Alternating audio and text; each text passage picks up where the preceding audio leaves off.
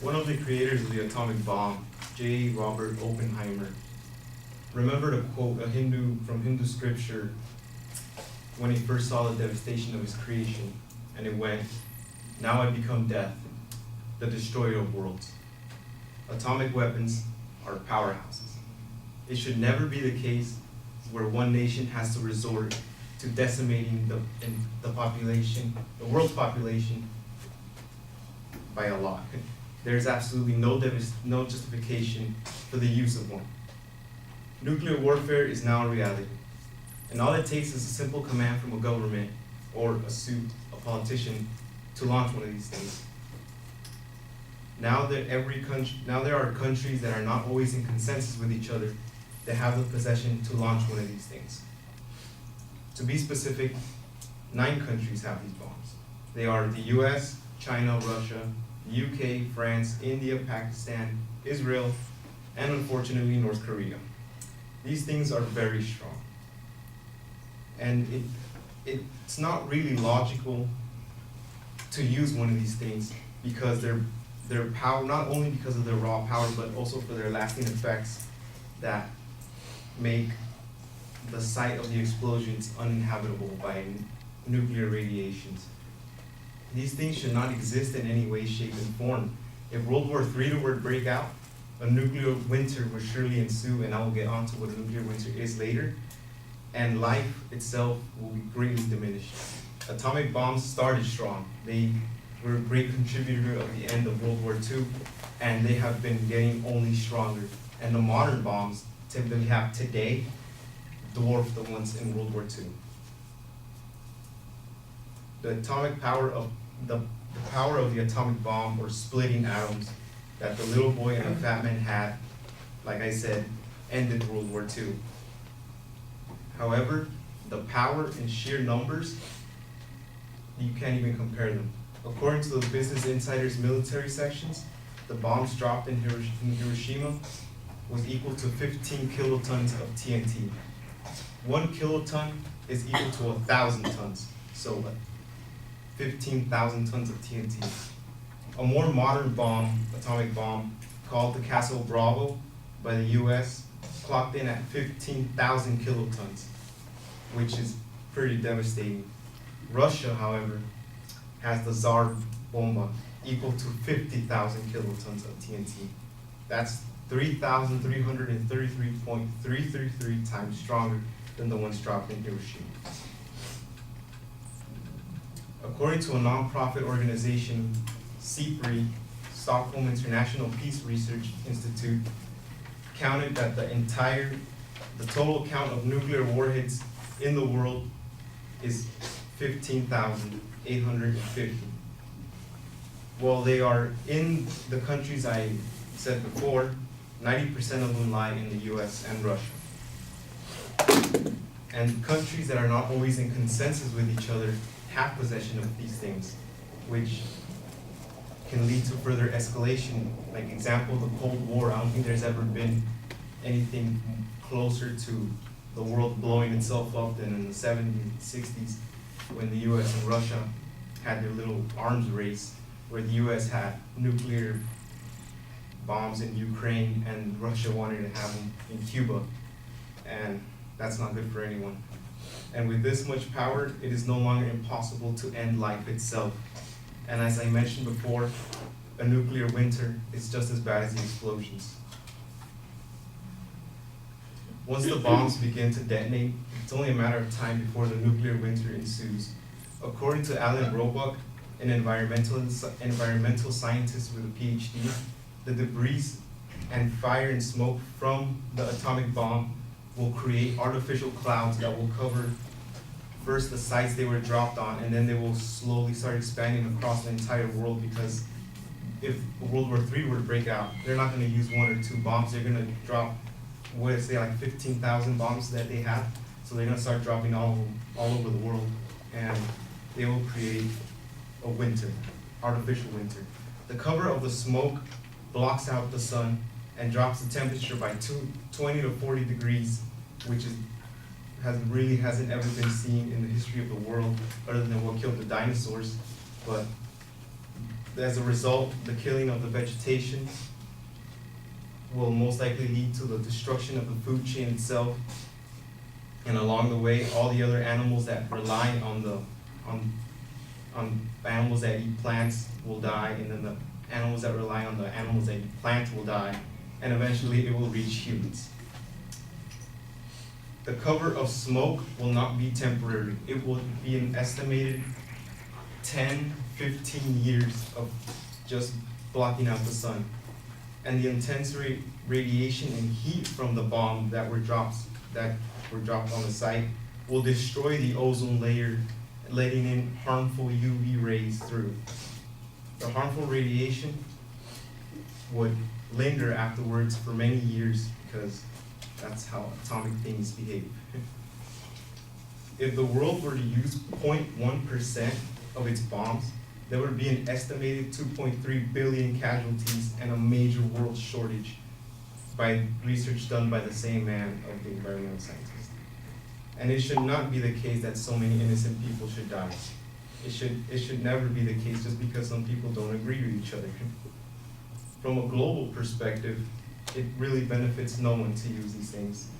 And one might argue that an atomic bomb will discourage other countries from attacking them and becoming victims of war crime. However, this has not been the case,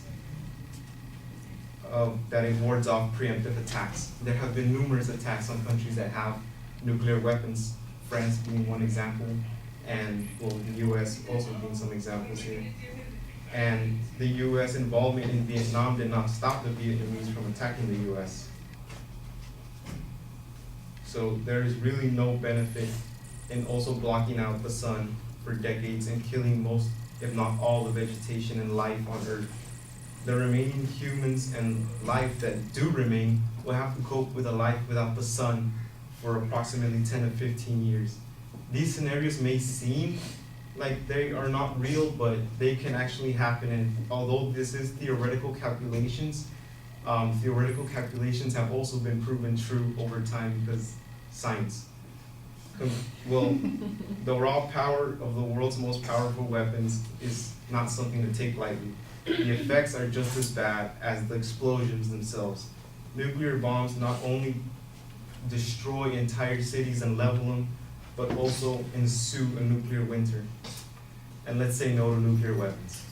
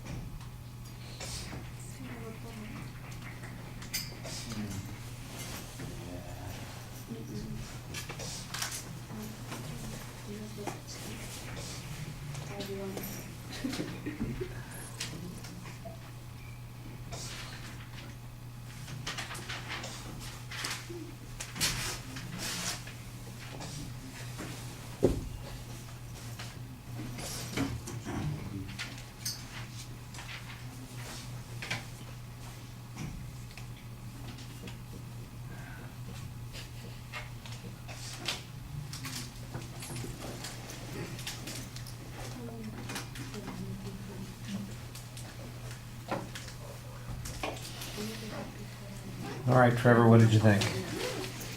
I thought the opening was good. I think you led and started off like so people are going to pay attention. I think you had a lot of good information and statistics. Well, a couple things I did notice were you would just read the statistic and there was like a pattern where you keep going up and down with your eyes to the paper back to like the center row. Towards the end you had more eye contact, which I noticed, but I think you could have done better on the eye contact. Also, I think that it's a good topic. It's highly controversial, so it's a good topic. And you concluded well and summed up your statement and said, you know, why don't everybody else agree with me? And that was good. I thought it was a good speech. All right. Well, there's some things I'll agree with you on. There are a few things I'm going to disagree with you on that. I don't know how controversial it is to say that using nuclear weapons is dangerous. I think everybody acknowledges that. That there's a potential for massive negative consequences. Yeah, that's not much dispute on that. So presenting that is an important part of creating kind of an emotional negativity toward the subject and getting us involved in that. I thought that you had some pretty good negative visualization, for instance, with the nuclear winter issues and the idea of the food being slowly destroyed and the planet as a result kind of starving over a period of time. I think that that's pretty vivid.